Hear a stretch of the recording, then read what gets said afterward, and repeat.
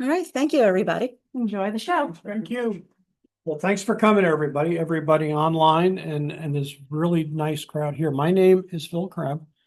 I grew up in Franklin, not really on North Church Road, which I only learned when I was about 7 or 8 years old was Hardiston because we had a like Franklin address and went to the Franklin schools, the Franklin churches and everything. Uh, but we lived on North Church Road, two farm fields up from the Lehigh and Hudson River. Between that, the piece of the track that goes between Davis Road and Lazinski Road. And like I was just mentioning here, is that when I was little, before I was allowed to walk down the road, I was allowed to walk through the fields, get on the railroad track, and go wherever the railroad track took me. And you go down there and you're the only person down here and you think it's your world. You know, the like things that you see, the birds that you hear and everything like that, you think that it's there exclusively for you. I still go out to Lazinski Road a lot because nobody else does. And you just listen, and it's like they're very relaxing. But what I've done is I've pulled about 50 what I think are interesting slides from a group of many more to present in hopefully an hour or an hour 15 maybe here. Don't hesitate to ask anything along the way. But we're starting with the classic picture of the junction. Maybe you can tell that this is taken from the viaduct looking down left. It was probably taken by Ralph Walters, who was a very prolific Franklin photographer. And you're looking at, and if there's train experts that are on the line, please correct me. I think that's the workhorse of the Lehigh and Hudson River, a Mikado 280 locomotive built in 1918. This was the workhorse of the Lehigh and Hudson River, which was the most active railroad that was in our town. Let me just start by saying, and I believe this is the case, that Franklin was the only town in the state of New Jersey to have 4 active railroads in it. Lehigh and Hudson River that you see coming across here, just about to hit the diamond there. The Susquehanna, which is the other railroad that goes down left and goes on to Hamburg, past the Gingerbread Castle, and on to Sussex, and then curls north to Hanford. All right. You've got the Lackawanna Railroad, which if you were on the viaduct and you turned around and looked the other way, you can see the old Stone Arch Bridge that the Lackawanna used to go over there. And we have the Mine Hill Railroad, which is what these tracks to the far right are over here that serve the mighty zinc company. Look at the size of that industrial plant. And onward, that came up behind Sterling Street, curled around behind Rutherford Avenue, past the firehouse, and past Schuster Park, which is now Fireman's Park, and onward to serve the like Trotter Mine area and B.D. Simmons. And you can still see the B.D. Simmons coal chutes up here. When you go out the front door, you just have to look right. Okay, so the Mine Hill Railroad was charged with doing all the switching on all these tracks. I think there was like 14 different sets of tracks within the yard, some of which went through the buildings, many of which didn't. We're going to see like an overview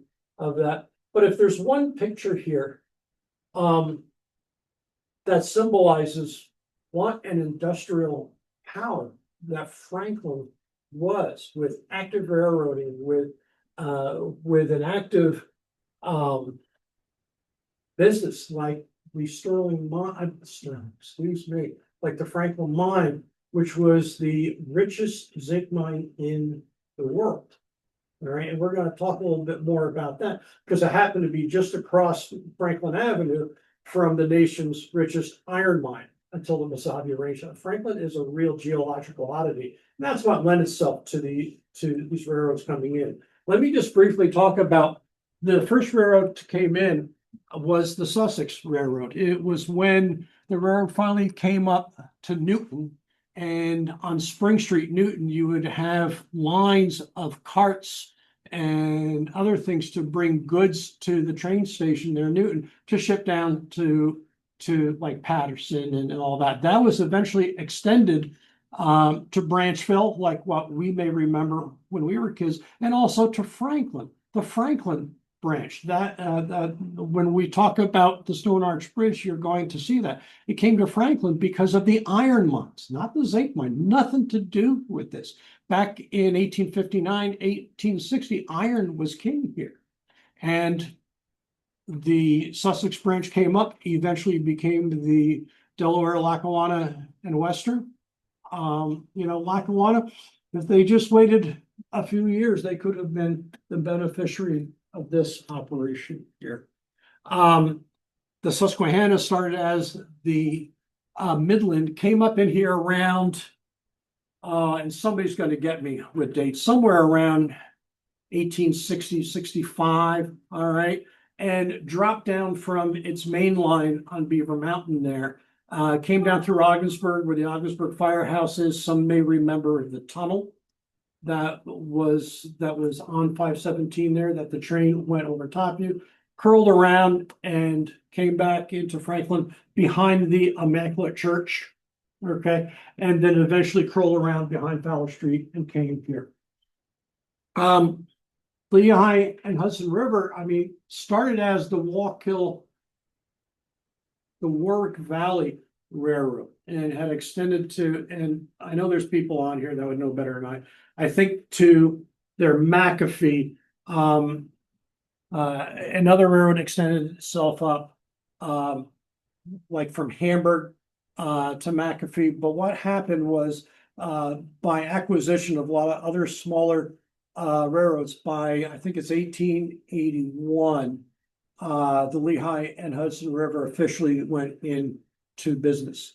And it was something because it's what's called a bridge line. It caught freight coming in from New England and northward over the Poughkeepsie Bridge, and served as a bridge line to get it from there down into the Allentown area.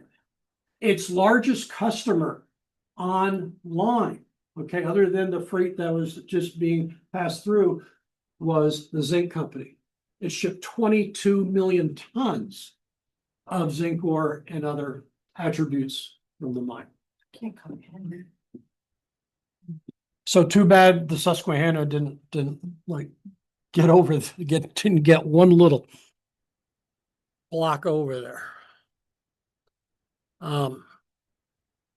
This is the Lackawanna. This is that Stone Arch Bridge. If you were standing right where that first photographer was and you turned around, you would see this bridge. This is a bridge that's almost exactly like the Stone Arch Bridge that you see by Littell's when you look back in towards the golf course there. Now this train is actually posing. You know why we can tell? Because there's somebody standing. It's the posing for the picture, and you can see that it was mixed with regards to mail and with regards to passengers. All right. But this is how people from up here got on the train to eventually get to other places. Before Franklin built the high school here, before Franklin built the school, it was not built as a high school, it was built as a vocational school for the foreign workers, miners. Kids going to high school got on this train and went to Newton High School.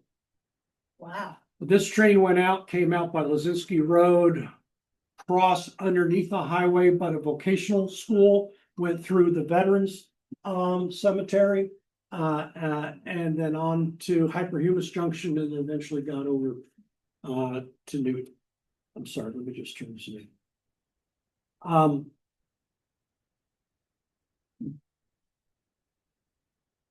So that was the Lackawanna coming in. Now, since they came to try to exploit the opportunity with the iron mines, and here's another nice picture. That's the Wallkill River that goes right underneath the viaduct there.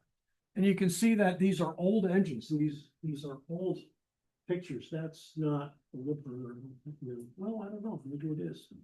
But they always kept this going. They always kept the line open, and it was part of the Lackawanna, which went, from down below to points west, and we were hooked into it.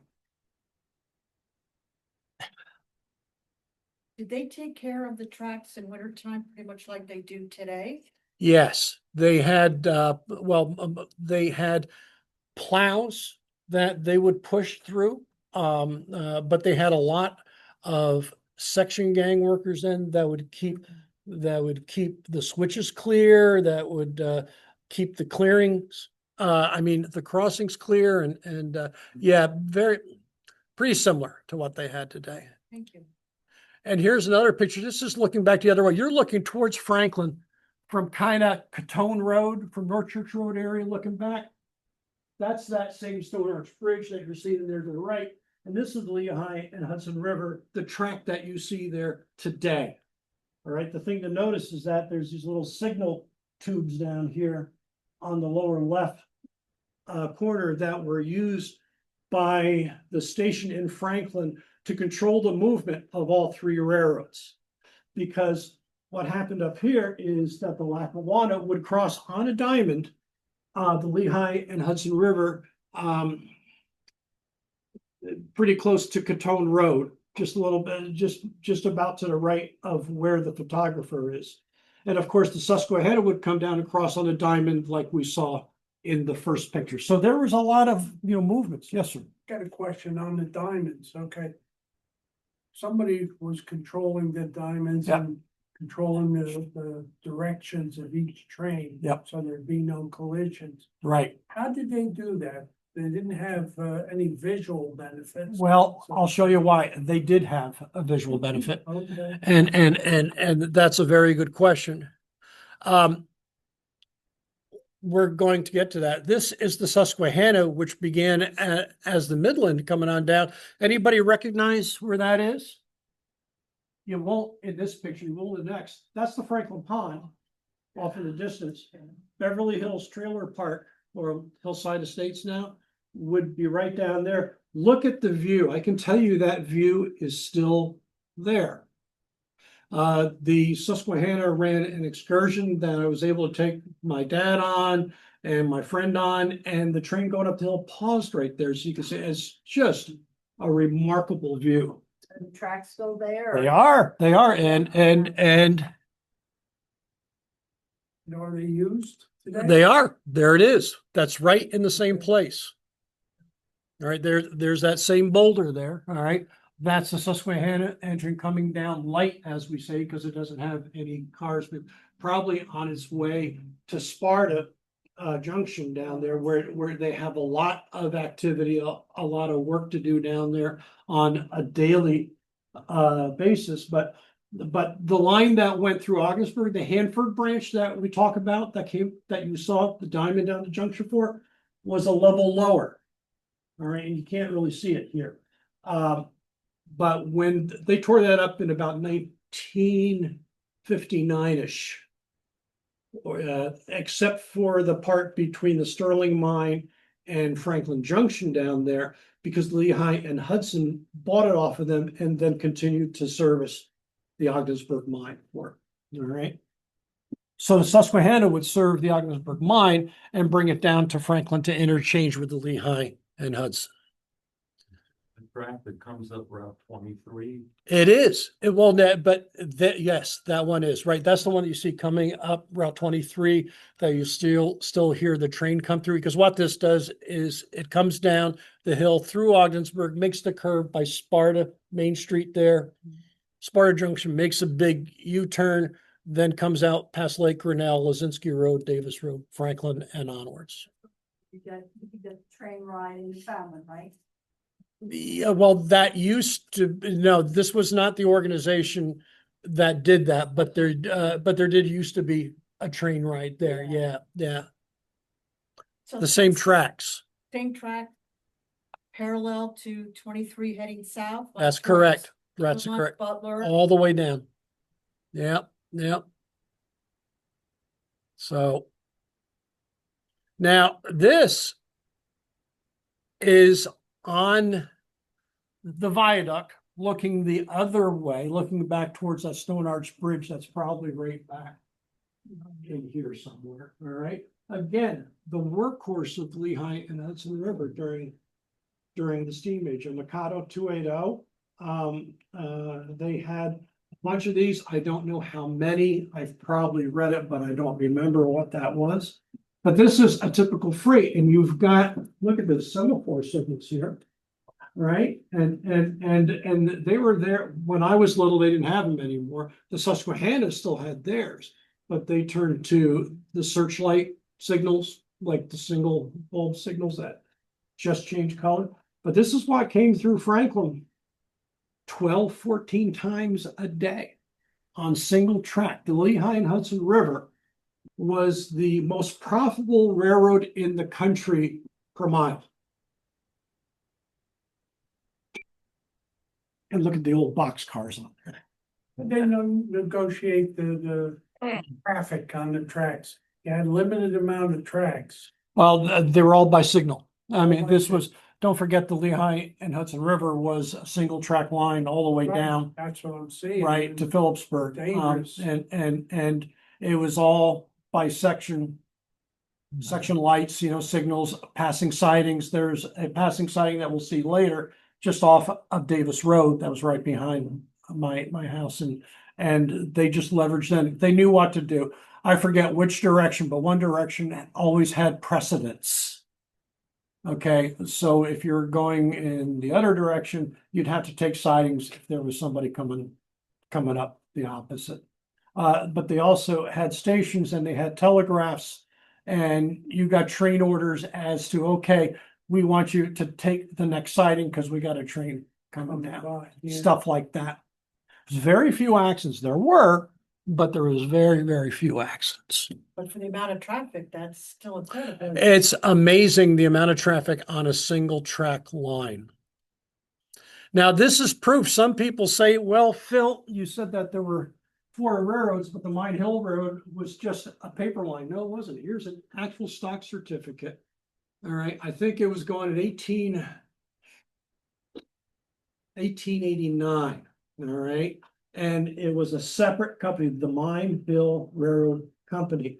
In 1912, it consolidated into the Lehigh and Hudson River, which makes sense because it was only their equipment that was coming down. There was never any equipment that said Mine Hill Railroad on it. And the dates crossed out there, 1889 and with 1902 on the bottom. Yeah, well, yeah, this is actually 1913 here, and since they consolidated in 1912, probably took a year to find this shareholder to clear out the certificate because there's no electronics back. It was slow back then. That was quite a find, and I'm trying to get that in my hands, but so far, not so much.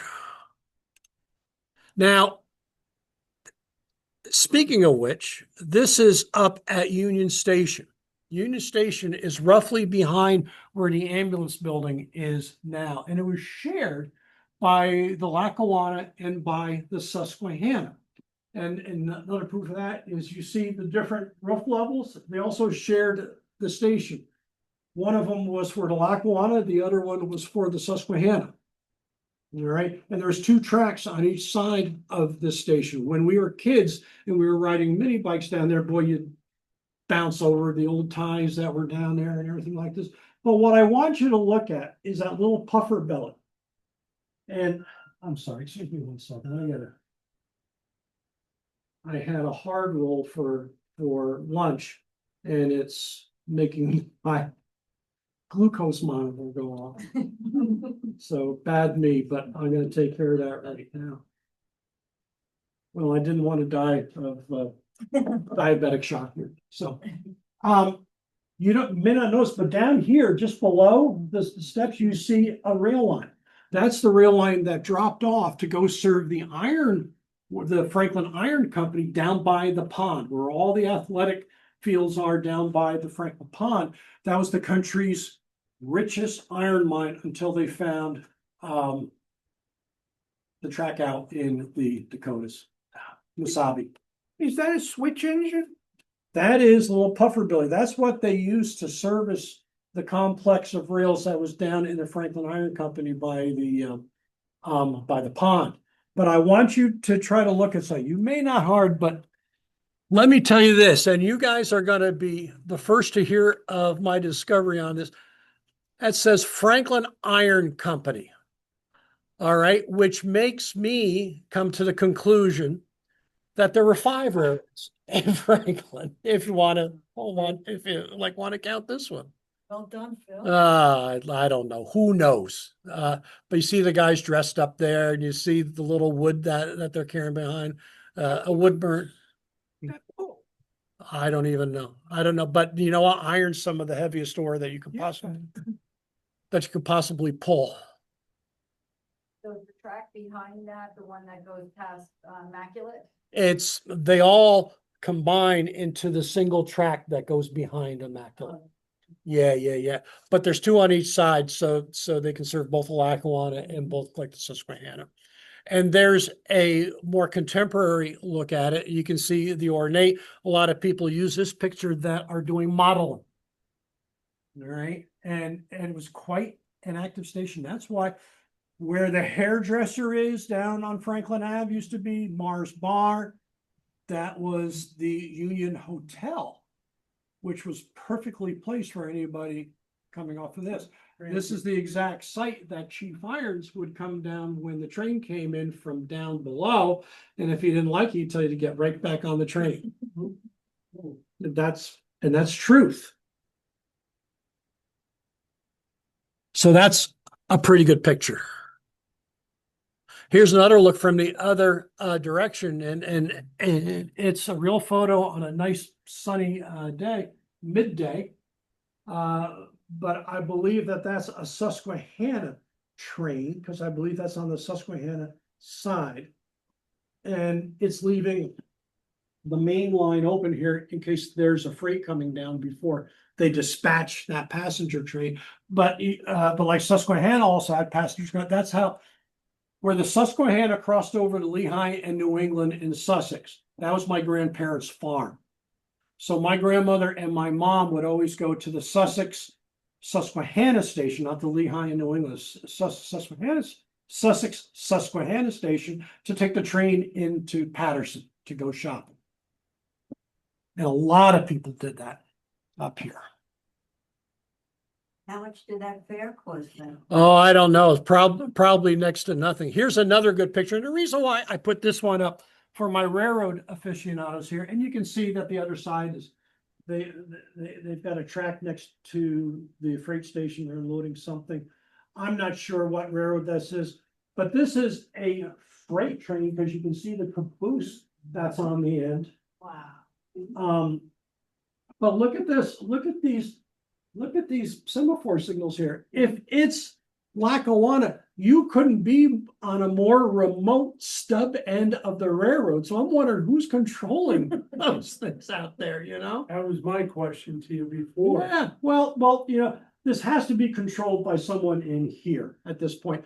But mind you, they had to be careful to make sure it's clear from any Susquehannas coming southbound or eastbound, or any other Lackawanna trains coming to the junction there. But I thought that was kind of interesting that they actually had active signals there. And that's the golf course behind it there before there was a golf course. And Gusti Zedak's house. Maple Road would be where the photographer is. And here's a much crisper look at it. That's not the same train, but you can see how they ran mixed. You see how they got some sort of rock in there. And you can see old Franklin McCann's house up on the hill, that hotel that we just talked about. And look what's coming on the right edge. The mineral dump, right? And all of a sudden you're starting to see the transition from iron to zinc, which had already happened by the time that this picture was taken. But you can see the old Franklin School right up here. You can see the synagogue, which was. Can you guys mute on the other side if you're not asking something?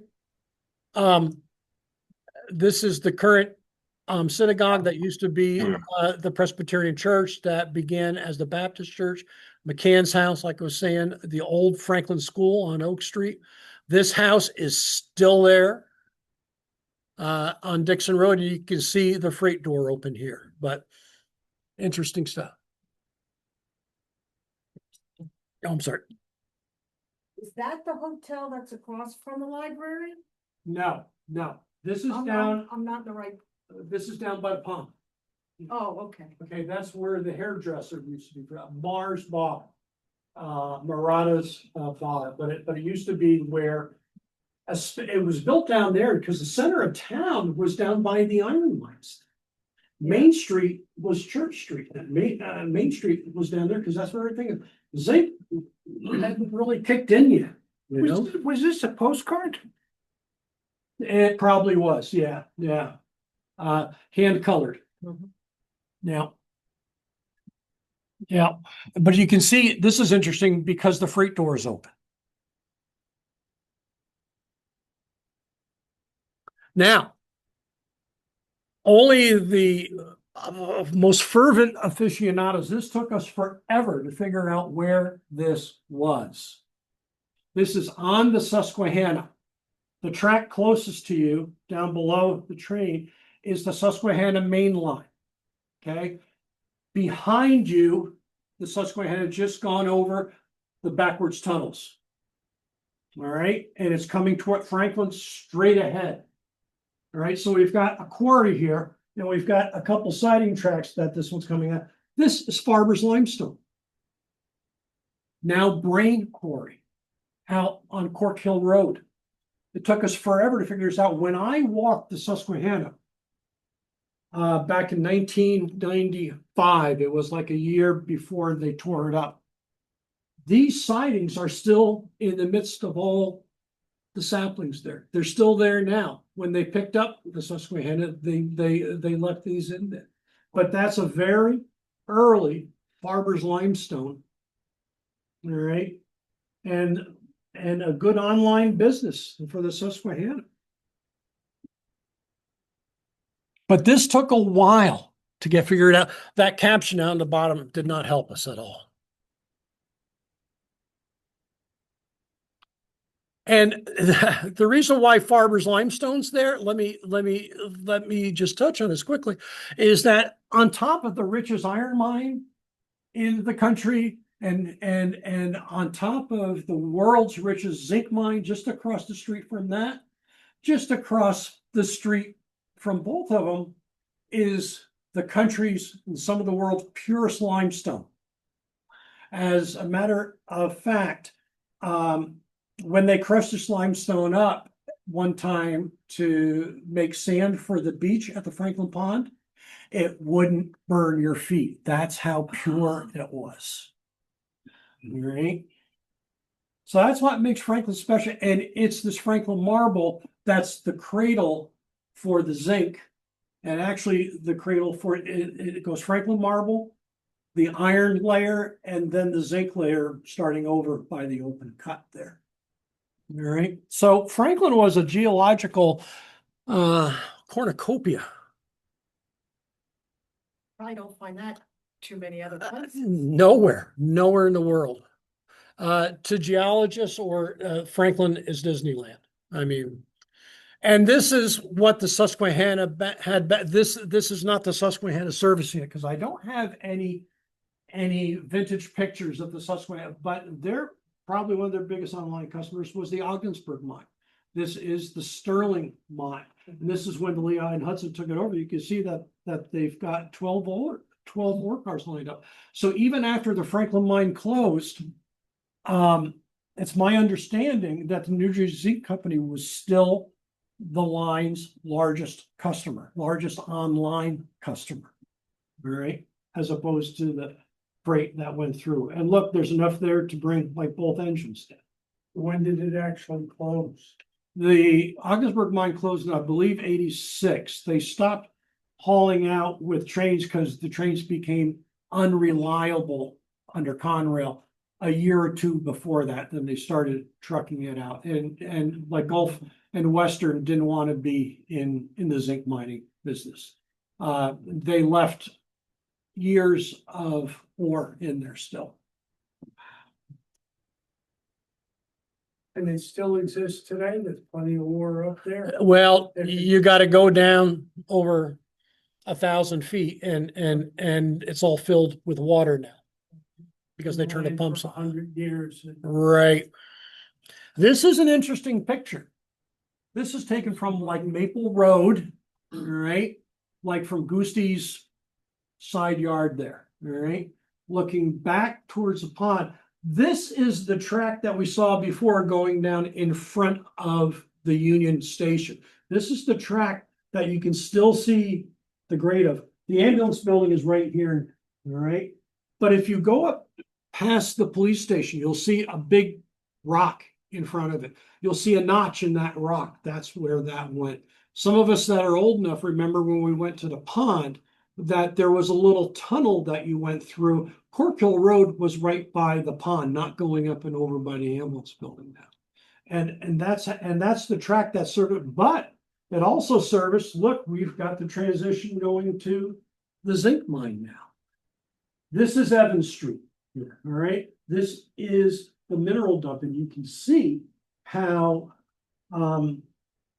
this is when the main processing was in the open cut, all right? And they bring it up and out of there, and they dump it into ore cars here, okay? And then they bring it out through the old iron mine tracks, then bring it up this way, and then back in the old days, Susquehanna would take it down to Patterson, all right, until the zinc company built the Palmerton plant, and then they'd be taken back to Franklin Junction to interchange with the Lehigh and Hudson. I want you to notice something. The horse drawn. Well, yeah, well, there's a lot to talk about here. See this bridge right here? When this got done with like operations here, they took this bridge out, and it's the bridge you see today crossing over the road going into the Sterling mine. All right, like when you're going down, what is it, Plants? Oh, whatever it is, I get my streets mixed up. But that's what that previous picture, that's what those engines went over to get to the Sterling mine. Now you're looking at the corner. Today, the police station would be off to the right here. So this is Franklin Ave coming down and turning towards the highway. See this little bridge here? You don't know that bridge now. That's not the bridge by the falls. That was a bridge where there was a separate dam that allowed water to come through the iron mine for the kilns there. And that's where it went back underneath Church Street to get to the Wallkill River.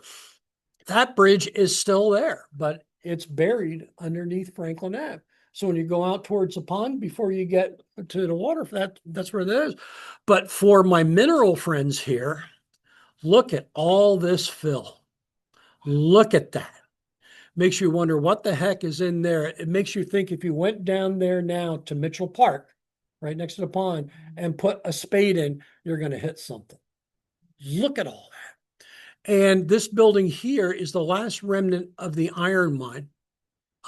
So whatever little bits of iron that they were getting out, this is where the borough garage, where the water company is today. All right, right down there. And this, by the way, see this little light colored building here? That's the Mineral Museum today. And all these foundations are all in there still. But you can see how the transition has gone from the iron mine across the street, literally, to the world's largest zinc mine. What happened here? That's what they're still asking. That house is still here, by the way. That house is. Yeah, modernized. So this is what it transitioned to.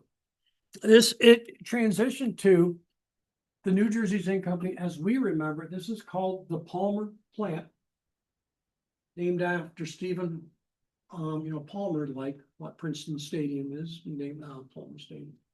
Right, Main Street is over here to the left edge. This is Junction Street coming down next to Evans Street there. But look at all the tracks. When we talk about railroads, I mean this is industrial might. All right. The viaduct is just out of frame to the top here. So you can see all the different layers of tracks going in to serve all of this. And you can see the timber shaft down here. We're going to take a look at a little bit of like detail on that. All right. Things are changing now. And this is what the David Hughes and Clarence Bennett's, This is what the Lehigh and Hudson sent down from Warwick every day, that Camelback engine, like number 60 that you see to the right there. It came down for no other reason than to do all the switching on the Mine Hill Railroad, which included the plant, which included going to Beeson, et cetera, et cetera, et cetera. So they would come down and they would back down from Warwick. You know why? Because they knew they had to climb the hill to get up behind Sterling Street to get around to Hardin's. They needed to keep the water on the boilerplate. All right. And there's no turntable down here at all. So they would get their orders from the yard master, and do all the and spend the whole day, okay, switching for the zinc company and setting up the filled ore cars. And What is Franklinite? Franklinite is the most common mineral that comes out of the ore body here. It's black. It's got zinc in it. It's they're black. They're little. If I take you outside the back here, we'll pick one up. It's the state mineral now too. It's like black onyx. Yeah. And it's like Franklinite when it's in the ore body. If it was outside the ore body, it would be magnetite. What do they use it for? They could smelt it down for zinc. There was a lot of zinc in it. And I forgot what other byproducts that they got for it, but it was part, mind you, that a rock in Franklin, a single rock could have 6 or 7 different minerals on the same rock, 3 of which aren't found anywhere else in the world, and 4 of which might fluoresce. Wow. It's like just an oddity, you know. So this is the drill. Now this is when they were building that complex. This is when they were building the zinc company. All right. And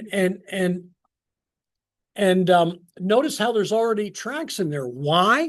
Because they needed to have these rail cars to come in to assist with the construction. These are very rare pictures that we have here. All right. And it shows the actual construction of the zinc company complex.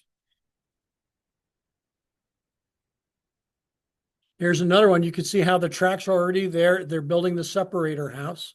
Mind you, this is before automation or anything like this, and they're starting to put the super, but look, the tracks are already there. And those tracks never left. They were there when I used to walk around down there.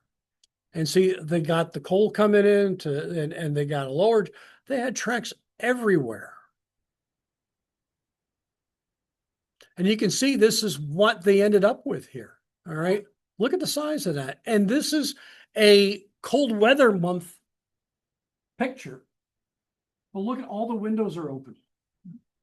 Yeah. There's no air conditioning in there, but the heat from what they're doing, they've always had windows open. All right. And mind you that the shaft is right behind here. All right.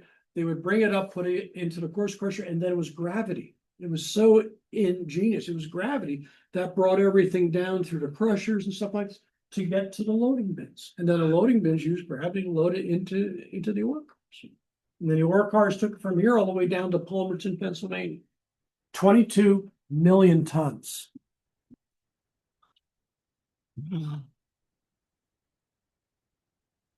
And there was an upper section to the yard. This is the shaft. We are just out of frame to the right. All right. That's where we're sitting now. This is the building that you still see in there. All right. Which was called the change house. This was the shaft. The reason why I had this in here is because look at the rail car, and the tracks came up here so that they could bring timbers in to take down in the mine later on. Those tracks that you see right here are still there right now. Yeah. And this is the shaft. This started here, went down to a depth of 1,150 feet. The bottom of this, it's on a 51-degree angle, the bottom of which is underneath the pavilion in Fireman's Park. Right? But they follow it underneath the ore body. Why? So they could take all the ore out without affecting the shaft. And they always wanted to protect the shaft, not so much to make sure that they got the men out, but to make sure they could keep getting the ore. All right, that's exactly what happened there. But you can see how it got brought up here, went through the course crusher in here, in this first was what was called the picking table. You wanted to have friends on the picking table, because they'd pick out like wood and stuff, but if they saw something like margarosinite or something good like that, they would pick it out, put it down a little chute. I don't know if you can see it here. And if you had friends, some of the best examples of Franklin minerals came out of that room there. All right, we come through the crusher, then go up the conveyor to go up to the fine crusher, and this is at the top of the hill. So you can see how when it went through there, it just kept going down through the Wilfie tables, through the jigs, through everything else, and it was gravity that, you know, that moved everything. There's no integrated circus. There's, you know. It was genius. It was mechanical genius. This was the lower part of the art, and this is early, but this makes me laugh. I mean, you can see how they got it all there built out. But two things. Why is this tree still here? And it's in a couple other, you know, pictures. I don't know if they wanted shade for the people working there, but I put this in because look at all the track complex here. The other thing is, maybe this is out of scale, but what are these cars doing on top of the coal pile? The answer is, I don't know. Yeah, plus it looks like there's grass growing over the rails. Oh, well, that happens a lot too. Oh. Yeah, that can happen. But you can see the comp 1, 2, 3, 4, you know, there's it's a bit, plus not to mention the rails that are on the top. But this one always amused me. And here's what the net result that was. The railroad came in and caught the final product. All right. And this was the crushed ore that had been separated. So it was either zinc or like Franklinite or like separate Willemite. And it was shipped to Palmerton like this. And you can see that Lehigh and Hudson owned its own cars, LHR, Lehigh and Hudson River. Now, the Mine Hill Railroad. Now, this is hard to see. The caption on the bottom says the road to Hamburg. It's not Route 23. There was no Route 23. All right. This is the Mine Hill Railroad crossing a road in Franklin. Okay. Some of us old timers here might know where it is. Well, Hardin's Lumber would be right here. This is the crossing down by Hardin's Lumber. Sterling Street would be to the left. Green Street, Master Street, and all those would be up on the right, but they're not there yet. All right. They had built Mine Hill Railroad early to be able to get to Trotter and the open cut. All right. And this is a rare picture. I wish it was in better shape. That shows the crossing that I, as a kid, remember was still there. All right. Rebecca would remember. You know, she's old, but she's not that old. Neither are you. Oh, yes, I am. Now, this is where the Mine Hill River, anybody recognize this?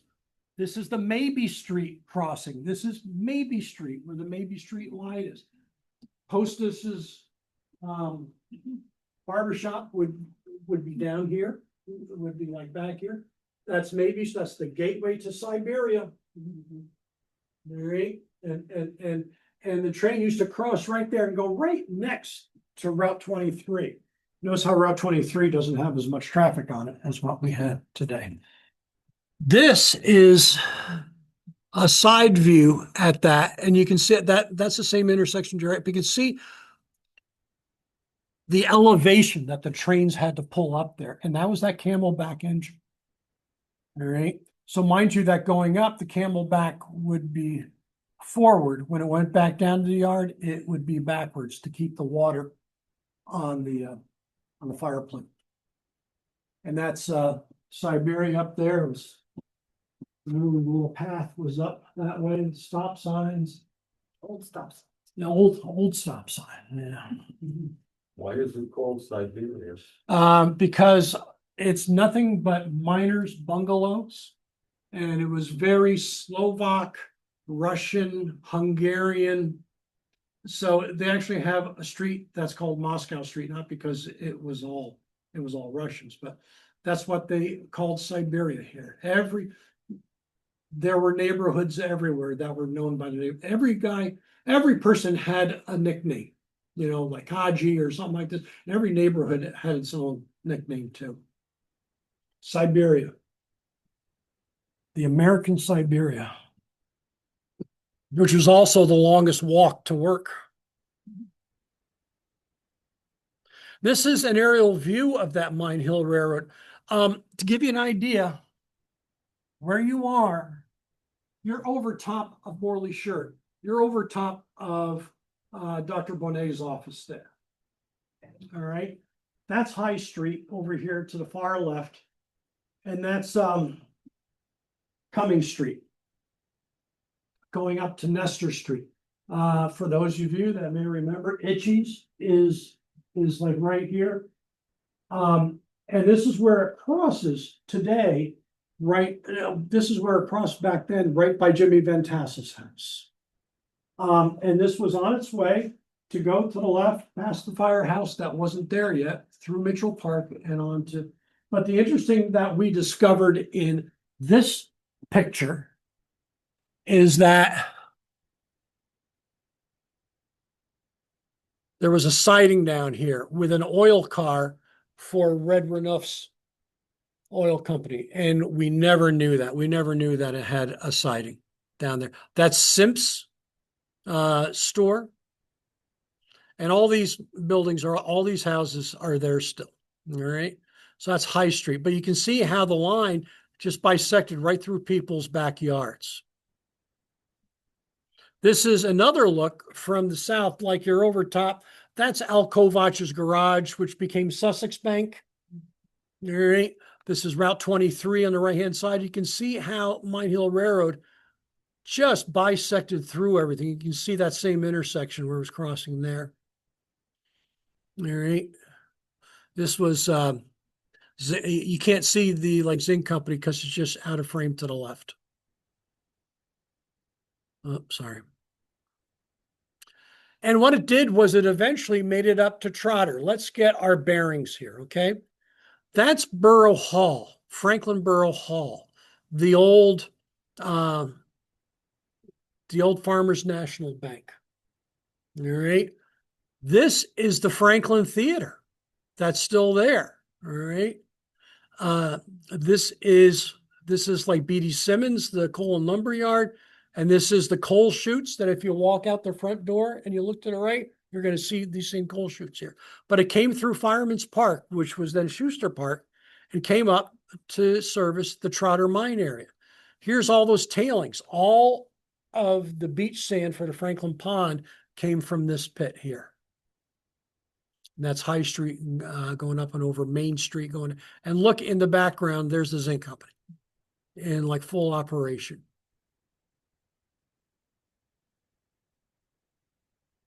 Now, this may be hard to pick out, but this building right here is where the firehouse is now on Buckwheat Road. This is the famous Parker dump.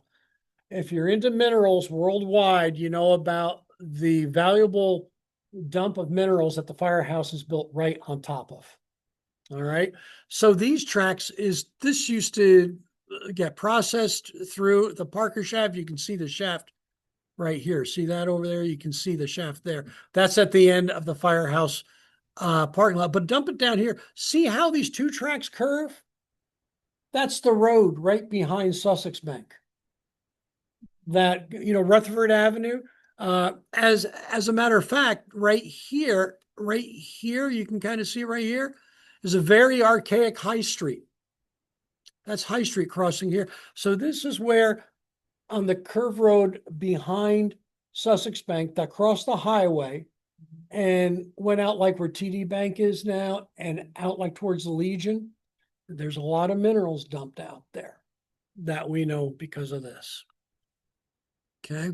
Like I say, a lot of these old pictures give a lot of hints as to what's happening today. This is the other end of that. You're looking at the end of the firehouse parking lot. You're like where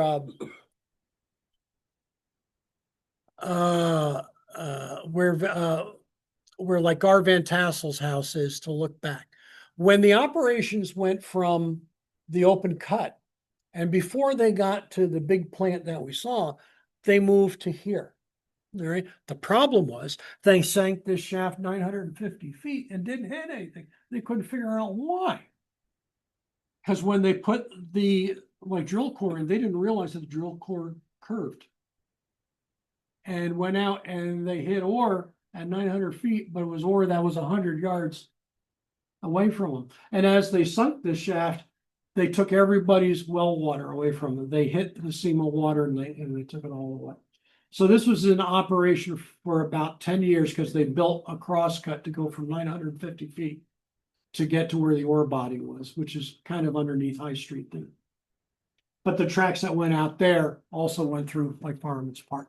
When you go in the driveway to Fireman's Park, that goes to the old bandstand. That's on top of all dumped ore from here, which is highly, highly desirable. But it's underneath a road. Now, this is interesting. That's the Catholic Church, right? That's the Lyceum. So this is Church Street coming up and over. That would end up being Ramsey's funeral home on the right, and these two houses are still here. All right. But look at this. There's a railroad track going where Evans Street is. All right. See that? And you can see the diamond shaped crossing. That's the railroad track that went out to serve the open cut when the main base of operations was in the open cut. All right. And you can see the farm fields in the back, and just goes to show that the Lyceum was built before the rectory, which was an interesting discovery too. Now, this is how it looked much later. You can see Evans Street, but there's no track. Look at the wide area in front of the Presbyterian Church. That wasn't put there for their convenience parking. That was put that's there because there was a siding there for that track. All right. And the track going out, McCann Stately House. Look how everything was just pristine though. So this is a siding. The siding is where they would put a car so it wouldn't get in the way, like of the main traffic. Like if you're delivering a box car that's got goods, it would just put it out of the way, like until you unloaded it. Oh, like an- Yeah. Stuff like that.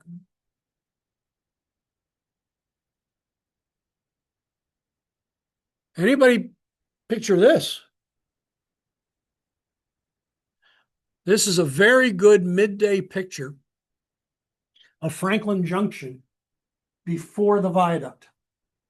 There's no viaduct there. Like when you go out to North Church Road now, you get the viaduct.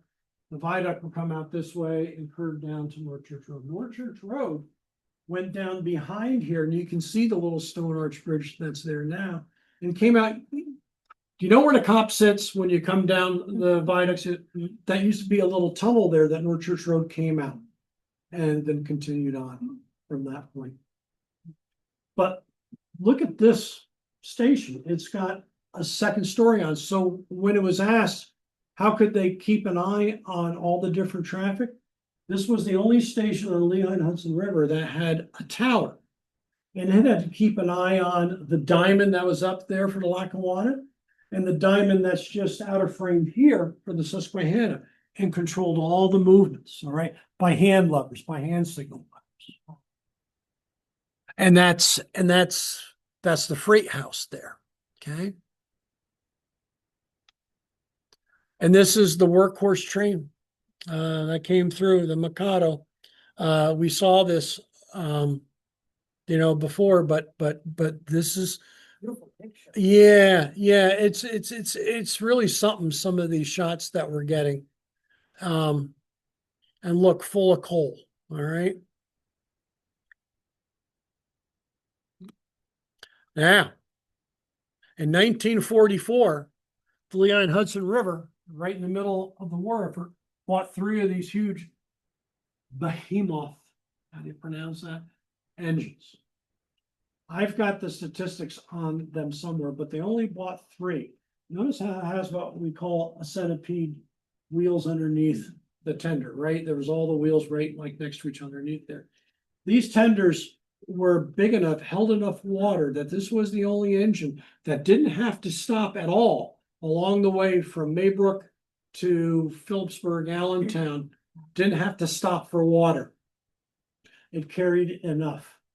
And these were built mainly for the war effort. These were way before my time, but my brother Nelson, who's like older than I am, remembers sitting in our house, like I said, was 2 fields up. You could hear these engines coming from a long way off, from probably Lake Grinnell off. And he says that the whistle on these things sounded like a steamship whistle. It was really, but they only kept these for 6 years because in 1950 they dieselized. These big state-of-the-art engines were only kept for 6 years, and one had just gone through its like refurbishment that it has to go through to continue working. It got all refurbished and then just sat. And they couldn't sell them, so they scrapped them. 6 years. Yeah, really something. But that was the age of diesel coming in. And here's the station. This is what anybody my age remembers. This is what the station looked like underneath the viaduct. Okay, you can see kids sitting there like on the steps. That could have been me. I don't know. But the station no longer has the tower on it. And the 2 semaphore signals were just there that he would crank up or down to just let the train know if he had any orders that he wanted to hand up to him on the fly. All right. Growing up in this area must have been like an adventure every day. Well, look at look at all the buildings left in the zinc company. That's why I could walk down to, and with impunity, you didn't worry about anybody being in there. All these buildings I walked through like they were my own. Was it very noisy? Shiny the tracks on these. Trains and whistling? You never noticed because you lived around here, so you just never noticed. They blocked Davis Road a lot, but you didn't care back then, because it just happens. That's what happens when you're in a railroad town, I love listening to them nighttime. And this is a better look at that tower. You see the guy sitting up in here? All right. He's got a visual eye on the Susquehanna Diamond, which is about 100 yards that way, and on the Lackawanna Diamond, which is way back here. All right. Way back here. And he's got controls that can set corresponding semaphore signals at those locations too. Okay. So when you're asking how would they control that, the Lehigh and Hudson River was charged with the control. How fast are these trains running? Through Franklin, they have to slow down coming in the direction that you're seeing for the S turn, but probably 30, 40 miles an hour, something like that. They don't. They were loaded also. Well, yeah. Coming out this way. This is an upgrade when it's coming towards you. Kids, like my father-in-law, used to pour water on the tracks just to watch the wheels spin like this. So they have to put like sand down. Today, by the way, if you were up by Rich's Deli across from St. John Vianney's there, all right, and you had a rail car and you took the brake off, it would roll all the way down the hill. If you didn't flip over, it would go through Sparta Jungle all the way down, make the turn, come underneath Route 15, past Cofrancesco's, past Lake Grinnell, all the way through Franklin, and all the way to the McAfee Sag, because it's all downhill. Oh, my goodness. Conversely, it's all uphill the other way, right? But that's a really, and notice how high that the order arms are there. And this is what I was used to as a kid growing up. This is just west of like the Davis Road crossing. That's North Church Road over here to the left. That's a Davis Road crossing. This is the typical train that I remember. These are 3 C420 diesels. All right, they started getting them in 1963, I believe. And my siding, that's what I called it. This was my siding down on the left. Because when I walked down behind my house, because I used to wave to the trains, they never saw me, but I used to wave to the trains. It was a big surprise when I found out that there were two tracks down here. That was the second longest siding on the railroad. The only one longer was Andover. All right. But this is a typical train that would be coming through. And when I used to walk down there, I used to notice that there were marks in the mud from where ties used to be, no ties. And I said, man, was there like another track? Well, this proved that there was another track. There was a third track here. The main line, Phil siding, right here, and the industrial siding here. This actually went almost all the way to Lazinski Road. All right. And you can see Westwind Hall, like in the distance up here. Davis Road Crossing is way in the distance. Now, the interesting thing is, here's the same tracks occupied. To get our bearings, North Church Road is right here. The S turn, like by Kickerts and coming down that way. Davis Road Crossing is right here. I'm sorry that there's a much better picture of this in the LNHR color book by Tracy Ants and Jim Boyd. But you can see how my siding has two RS3s.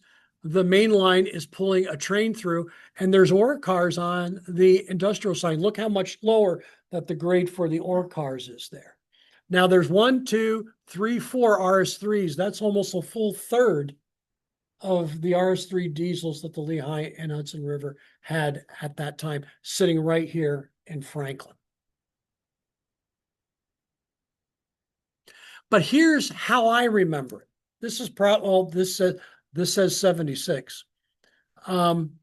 This is the track configuring. The old Susquehanna's gone, the one that went through the diamond here. All right. All the tracks by the zinc company are gone. The zinc company buildings are all down. Someone asked me, is there anything left? This is the one building that's still left. It's called the dust collector building. But here's the typical train that started coming through. Traffic was a lot less because there was a fire on the Poughkeepsie Bridge, which was the main feeder coming in from New England. Some say the fire started suspiciously. All right.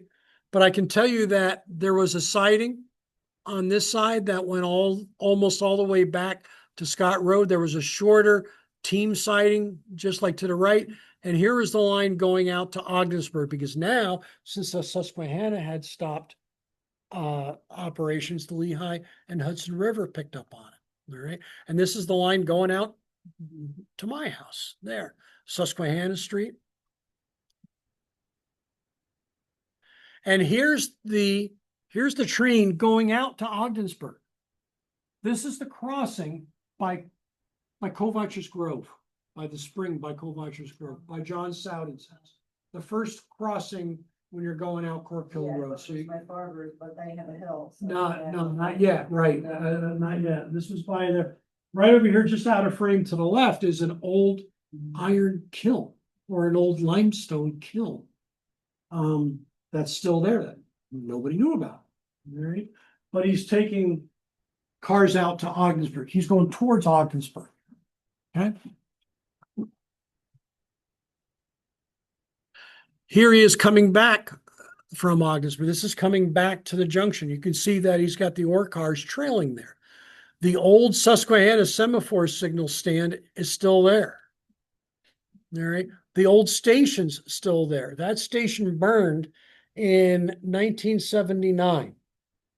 The kids set it on fire. I was on the fire department then. And remember going up and over the viaduct, responding to the fire, and the flames were up higher than the viaduct. And that was just sad.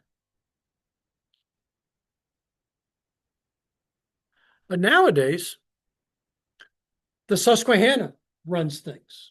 All right.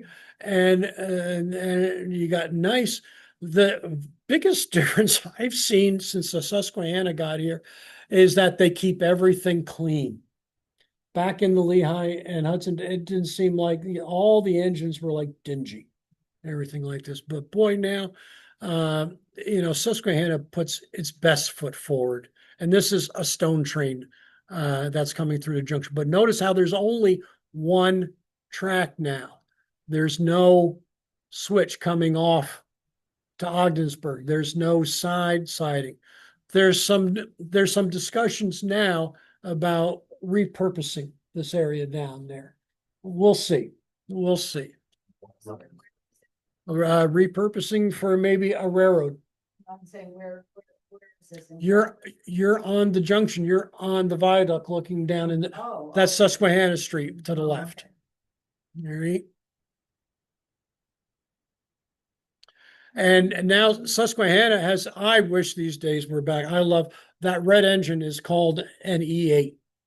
And they used to lash up different things. The E8s were used a lot for excursions, but they were also used on freight. That's a GP18, the 1804, and that's going under the old viaduct, not the viaduct that's there now. That's the old viaduct. The old viaduct had to be replaced because New Jersey rates their safety on a scale of 1 to 100, with 100 being best.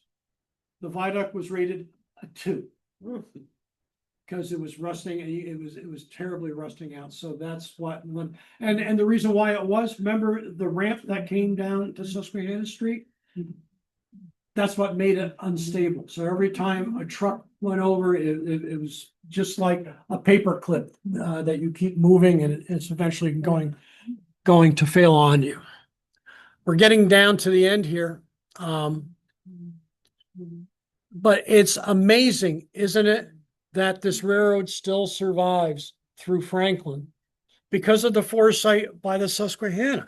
I mean, Walter Rich saw what the opportunity was, made arrangements to reacquire the line because the freeholders owned it for a while, and freeholders shouldn't be in. I used to be a freeholder. Freeholders shouldn't be in the business of owning a rail line.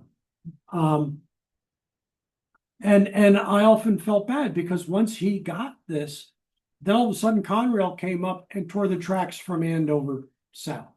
I don't know. I would love to find out if Walter Rich may have had plans for that, but at least it got saved through Sparta Junction. We still have trains coming through 2-3 times a week.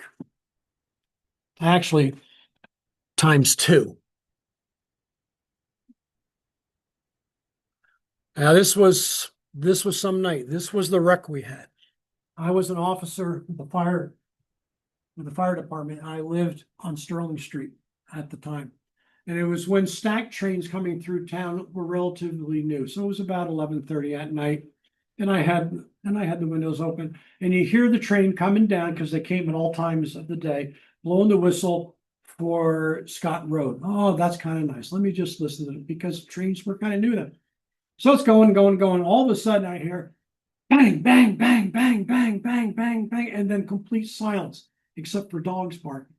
I go, maybe I just dream, well, my plectron went off for the fire siren's going off. The dispatcher had a sense of urgency in his voice. Franklin Fire Department respond. Train wreck. Holy mackerel. Well, we went down. I was on the first truck. I was in charge of the first truck. We pulled onto the viaduct and we had these flames coming out, and we thought we blew a tire because the truck was like this. We didn't blow a tire. The bridge was like this. Get the truck off the expletive bridge right now. And then we had to fight it from Fowler Street down. That's my silhouette there. And what it was is that these containers on the stack train were carrying a bunch of Honda ATVs, 3-wheelers. And everyone was shipped with a little bit of like gasoline in it. So we kept getting a bloody. But if that station had not burned down many years earlier, it would have been swept off of its base by this accident. And it, 86 or 87, 86, 87. 86. 86. Thank you very much. Thank God you're here. And this is what the aftermath looked like. Once the sun came up, you couldn't believe it, because when you're fighting the fire, you don't really see what's around you. This is looking off the viaduct ramp coming down to Susquehanna Street. And that's the little houses that are up on Fowler Street there, right? Going up. And it was a mess. And it was like this for quite a ways back and quite a ways forward. What happened was, I believe one of the engines jumped the rails at the crossing, but then jumped back on. But then one of the stack cars, one of the articulated cars behind it came off, and then it was just like getting worse and worse and worse, and then wiped off like that. The railroad was ready to have this cleaned up in like less than a week and start going again, but the county got involved and just complicated stuff. And there's a rumor going around that there was a snowplow that night that may have clipped one of the rails there, but who knows? That's just conjecture. But that was something. I mean, that's like what my model used to look like whenever I did that on purpose, for crying out loud. And this is what I was like. This is my memory as a kid. Look at this. You've got two C420s and an RS3. So this has to be late 70s. No, late 60s. Maybe the earliest most, because they got rid of the RS3s as they transferred over to the C420s here. But to see a mixed train like this with a load to Ogdensburg was really something. And you can see that the Susquehanna had just been pulled up. You can see a lot of the buildings are down now, but I could still walk through a lot of the powerhouse was there. That's where the chimney's coming through. Our library, by the way, is stand by this building right here, the old firehouse. All right, so we're right there. And this is how I remember it. You may be able to like tell from the cars there what year this was, but this is how I grew up with it. And I think, yep, and that's the last one. So there's so much more to talk about. We can do follow-ups on this. They're going to have all these pictures available. They're going to put it on their website. What I'd ask you to do is to go through them, zoom into them, and tell me what you see. You look at these pictures. One thing that I've learned, you look at them over and over again, you're finding something new. Every time that you think you know most of it, it gets very humbling. All right. And, like I say, Franklin is very fortunate to have an active rail line through the middle of it still. And they're going to be around for a while because they put money into it. They've been putting fresh ballast down. They've got welded rail out here. You no longer find any section of rail that's got like joints in it now. It's all welded rail. So they're investing in it. And for me, for like my town and my little railroad to be the one to still be here, I'm just lucky. So anyway, that's all that we got. I'd like to thank you for coming in. There's much more to see. I